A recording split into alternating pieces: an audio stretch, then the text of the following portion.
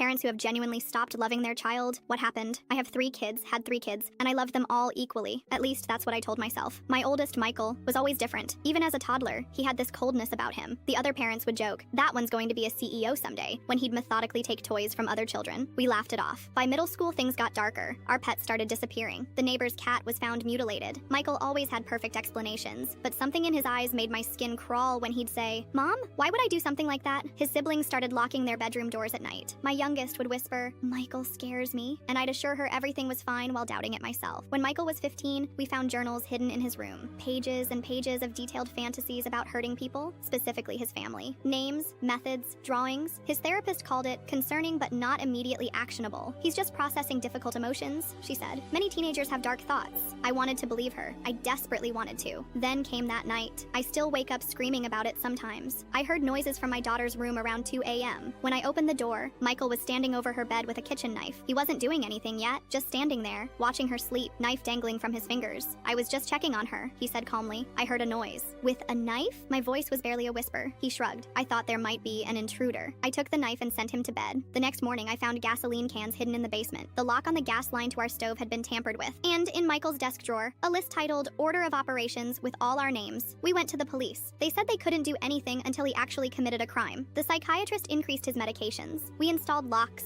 cameras, alarms. We lived like prisoners while the predator slept down the hall. "You're overreacting," Michael said with a smile that never reached his eyes. "I would never hurt my family." 3 weeks later, my husband woke to find Michael standing in our doorway just watching us sleep. The next night, same thing. Then my youngest daughter's bedroom window was found open from the inside during a frigid winter night. That's when I realized I didn't love him anymore. There was no maternal instinct left. When I looked at him, I felt nothing but fear. "What happens when we can't stay awake anymore?" my husband whispered one night. "What happens when we miss something?" We made the impossible decision. We found a secure residential treatment facility 3 states away. When we told Michael, he didn't react at all. No anger, no sadness, nothing. "You're sending me away because you're afraid of me," he stated flatly. "We're sending you away because you need help we can't provide," I said. He smiled. "You don't love me anymore. I can tell." And he was right. The love had been replaced by something else. A horrible emptiness where maternal love should be. The staff at the facility later told us Michael scored in the highest percentile for psychopathic traits they'd ever recorded. That was 2 years ago. My other children are thriving now that they feel safe. We still pay for Michael's care. We check on his progress. We do everything parents should do.